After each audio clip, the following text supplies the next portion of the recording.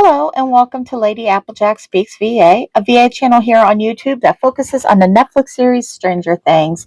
I am back with a new episode, but first let me say for all of my friends out there, happy Halloween. I hope you guys had a great Halloween if that's what you celebrate. I hope you have a lot of candy. Hope you had a good time and didn't get that many tricks and only the treats. But if you did get some tricks, I hope they were fun tricks at least. Anyways, I am back with not only a new episode, but a new series.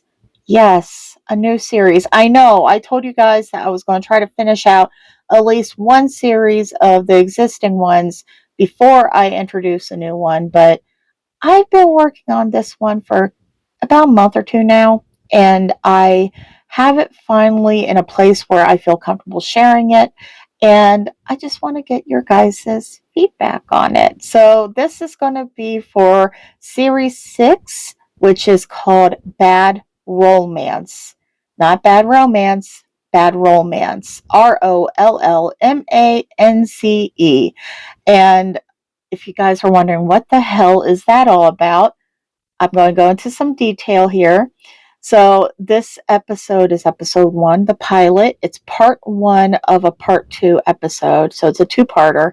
And the episode summary is that Eddie Munson is convinced that he has it all figured out. Perfect girl, a full ride at one of the best private colleges for music in Chicago, his band, and 1987 is supposed to be his year. But what if the perfect girl ends up not being so perfect? What if the bad girl on roller skates puts a jam into things?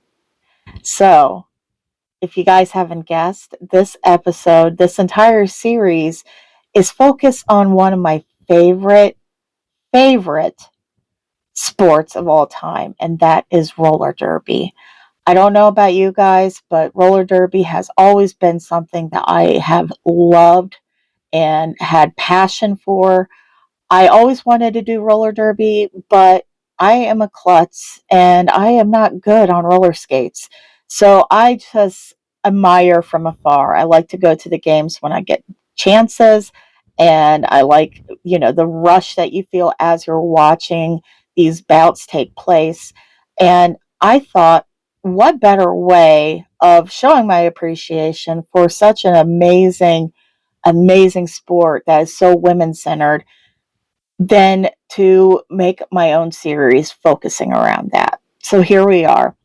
The series in question has a storyline between Eddie Munson, obviously, and a new character to our character family, Elizabeth Weston, also known as Lizzie Beth, and she's also known as Betty to some. Like she goes by different nicknames here and there, but her real big popular nickname is Lizzie Beth Leopard, as in Death Leopard. So you guys can see where I'm going with this. This is her name on the court when she's playing, and yeah, it's supposed to be fun. So right now, the episode in question is PG-15 for strong language and some sexual innuendos here and there. There are no trigger warnings. There are no pepper ratings. Now, this particular series might turn into another 17-plus series, just like the Vanguard series. If that's the case, I will obviously let you guys know so you are prepared for that. But that's really all I got in terms of that. So it should be enjoyable for everybody that's listening. This particular episode is titled All the Right Moves. If that sounds familiar, it should. It's one of Tom Cruise's best films back in the 80s. All the Right Moves. Everybody was watching it. It was the thing, and it just felt appropriate for this particular episode. The episode in question is also in Eddie's point of view, so you can fourth wall it. You can think of it as internal dialogue, whichever you prefer. And yeah, I think that's all I got here. This is, again, going to be a two-parter episode, so there's going to be a second part to it. And this one is going to be very focused around Halloween, which brings me to my next point. Halloween. This is when it's taking place, October 31st, 1987, on a Saturday night.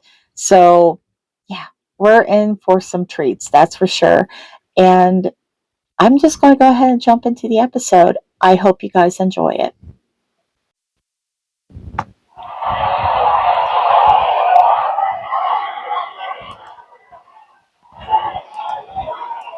Eddie's point of view, Windy City Fieldhouse, 7 o'clock.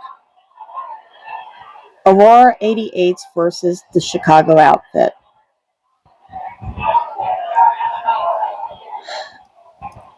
I don't want to be here.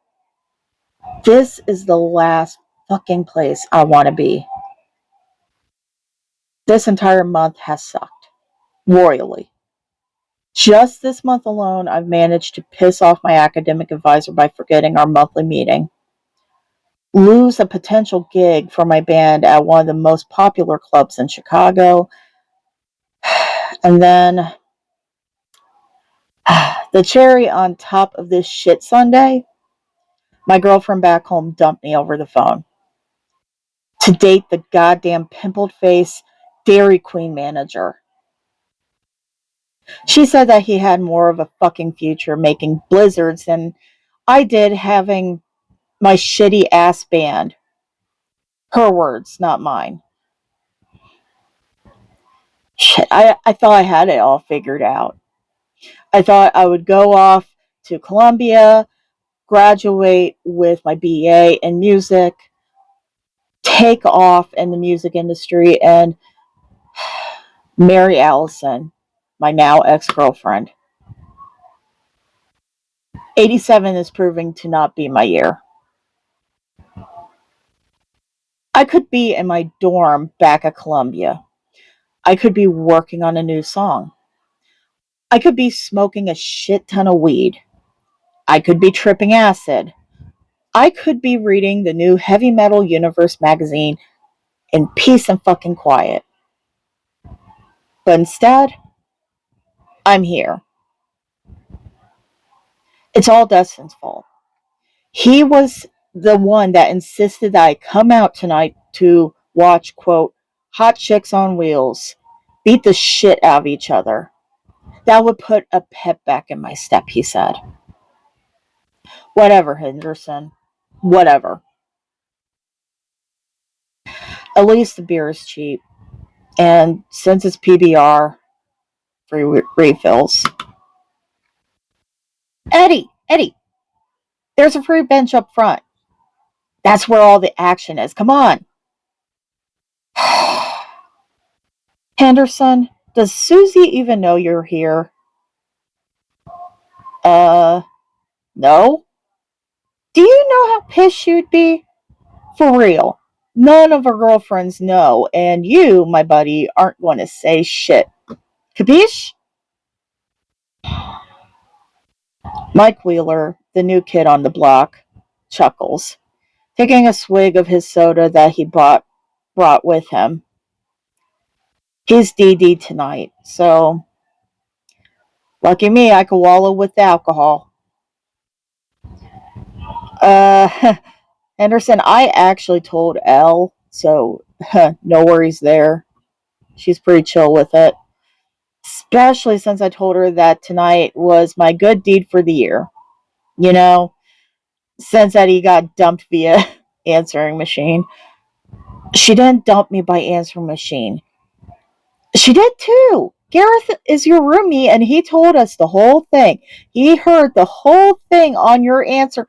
She didn't break up with me over the answering machine. Jesus. She told me she needed to talk. That was her message. I called her and then she dumped me. Eds, your fate was sealed when you started dating the queen of the hideout. I'm sorry. I mean, everybody knows how she is. You honestly didn't think Allison would wait around for you to come trotting back to Hawkins, right? Jesus. I guess I thought things were different. I really thought she was different. I plopped down on the bench, gulping half of my beer down as I watched the players come buzzing out like bumblebees from the hallway leading out to the main arena. Short black shorts, tight little yellow t-shirts with the team logo on the front and their names and numbers printed on the back. This is my first time at a derby bout. I know, it's shocking. You would think that somebody like me would have gone to roller derby in the past, but we didn't have them back home, and even if we did, Allison would have never let me go. No way in hell. And if I let her go with me, she would just accuse me of checking out the other girls. Even though I only had eyes for her the entirety of our relationship. Huh. Look where loyalty got me. Look. Guys, look. The MC is about to call the game. Attention, loose ladies and goony gents. Welcome to tonight's Rumble. We have a special game for you tonight. Representing Aurora, Illinois, we have our villains, the Aurora BBs. Tonight, Pivot is number 8. Oh, shit. Guys, sorry, I smoked too much weed. I meant Aurora 88s. Haha. Yeah, let's get this party started. Tonight's Pivot is number 8, Jane American Pie. Boo! Covering blocker is number 15, Wendy Peter Pan. Oh, you suck! And our jammer for the Roar 88s is number 10, Abby Road Rage. Woo! And now that we have gotten the losers out of the way, let's bring out our very own well-loved ladies of the night, the Chicago outfits. All right, ladies. All right, looking good, sugar. Rocking the role of Pivot is our girl 42, Barbara Ann, a.k.a. Bambi Ann Thumper. Walking like a hurricane is our bad girl number 22, Annie Abra Macabre. It's macabre, you dumb shit. Hey, you guys know I like weed. Anyhow, let's go on and introduce our next lineup. I roll my eyes at the corny names. Disenchanted.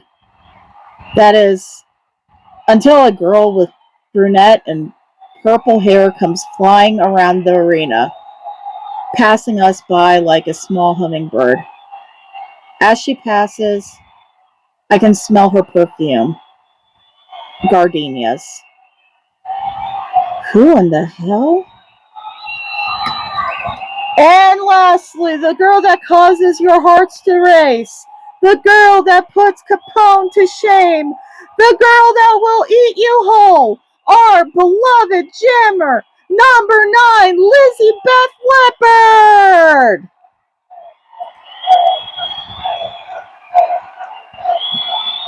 Holy shit. There's the hummingbird. A vision in torn fishnets and black shorts that barely cover her round ass. She joins her teammates in the center of the arena, pulling up her long hair into a messy bun before fixing her helmet on top of her head, a gold star blazing on its side. I always thought Allison was gorgeous. But this girl, dare I say, she caught her beat. I survey her for a brief moment. I can see a silver nose ring in her right nasal and a fairly large tattoo on her left thigh. A pair of pink and gold roller skates with wings.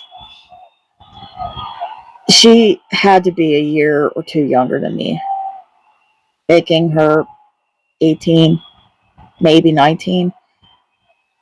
Despite her being small in stature, likely 5'4" or 5'5", she is curvy in all the right places. She kind of reminds me of those 1940s pinups, like the kind that my grandpa Munson had dirty magazines for that he stowed away in his World War II foot trunk at the fucking nursing home. I'd always sneak a peek at those when he would be in physical therapy. I'm starstruck.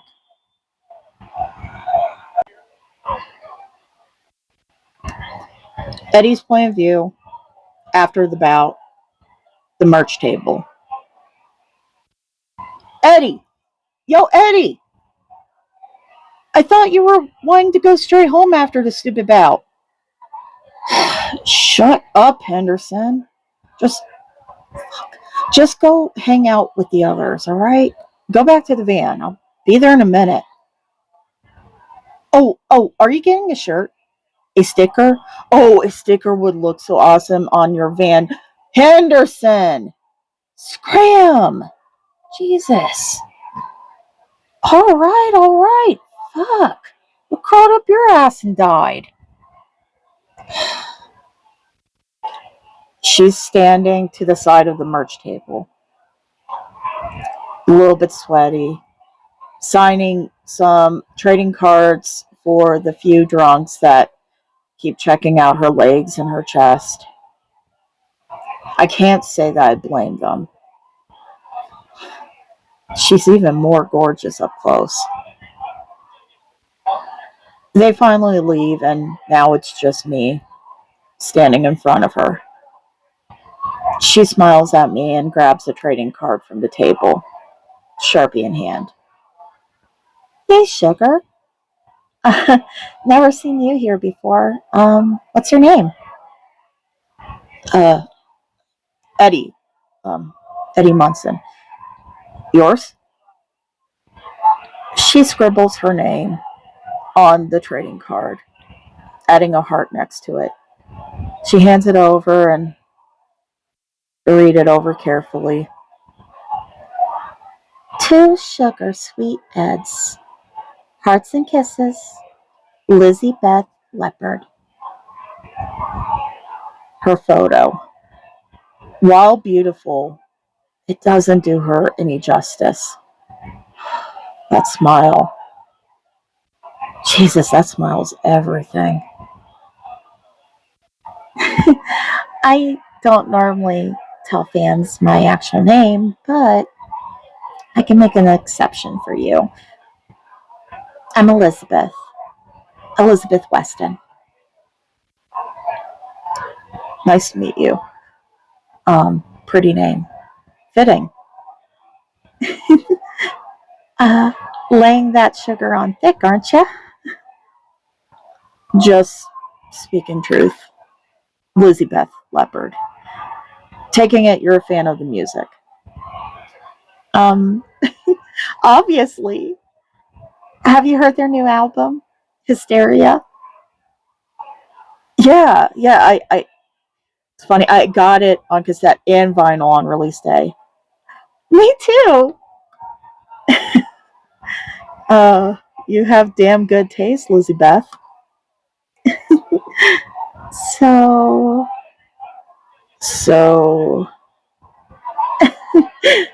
okay, this is embarrassing, but our team has a little tradition. Well, it's more so the jammers tradition. Oh, what is that? Well, you see, when we meet a derby virgin, as we like to call it, we sort of have to, you know, initiate them. Uh, okay. I watch in shock as Lizzie Beth Leopard jerks her shirt over her head, revealing her lacy black bra and her perfectly round tits. Jesus Christ. The left one sporting a small rose tattoo. She hands it over to me before grabbing a Polaroid camera from the table. She pulls me close to her, close enough I could smell the sweet smell of the gardenias mixed with her sweat. She pulls me by the vest and grins at me playfully. Okay, what you're going to do is you're going to hold up the shirt like this so you can see my jersey name and my number. Okay, I do, as she says, still in shock. I can feel the apples of my cheeks turn beet red. She holds up the camera and leans in to kiss the corner of my lips, hitting the shutter button.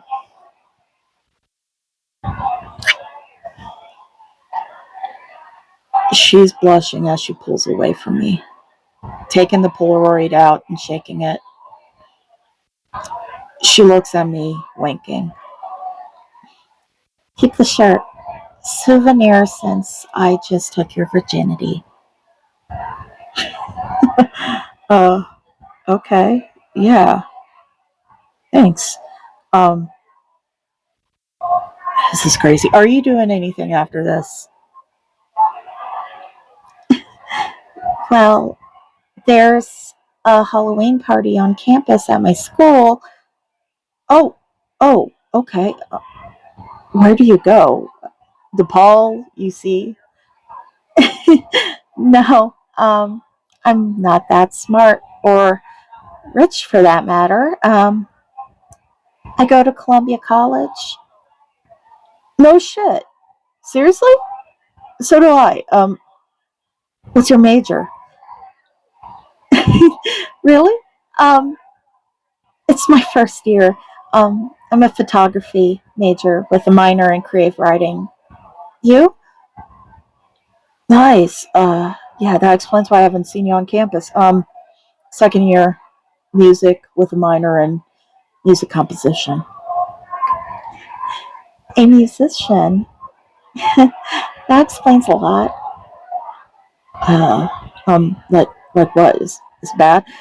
No. The metalhead look, the cute bad boy thing. It's kind of a weakness of mine.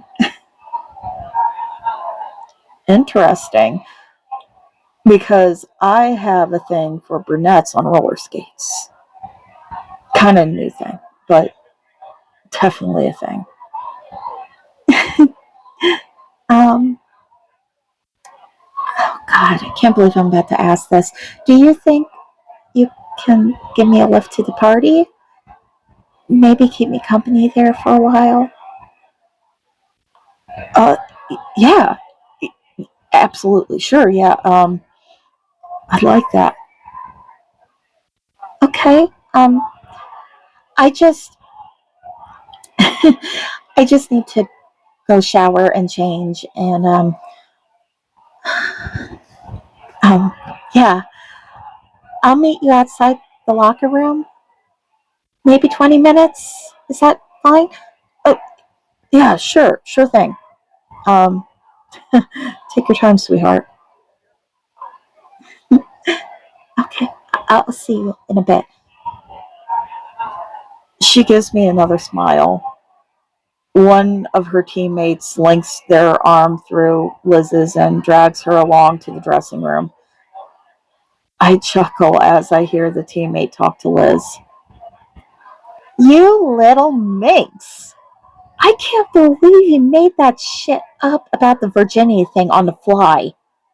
I didn't know you had it in you, number 9. Shut up before he hears you. Anyway, he's dreamy, isn't he? Oh God, he kind of reminds me of Eddie Van Halen, or oh God, Steve Perry. Oh gosh, so dreamy. Only way hotter. Sure thing. Come on, lovebird, let's go. Can't let you miss your first date. God, shut up. Okay, that's the end of the first episode, the pilot episode for Series 6, Bad Rollmance.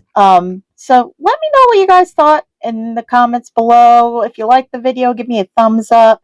If you're new to the channel, or you've been kind of hanging out, watching from afar, not quite sure what to do, and you're starting to get a little intrigued, consider subscribing. Hit that little subscribe button and join our fam here at the lovely Lady Applejack Casa, if you will. We have cookies on the dark side, just so you guys know. And if you want, you can even hit that little notification button thing, the little bell thingamajig.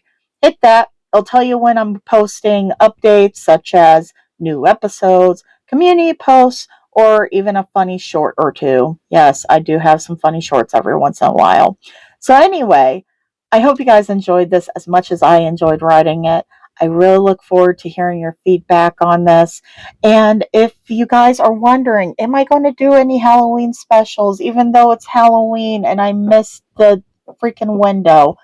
I promise you, I'm going to roll out some this week.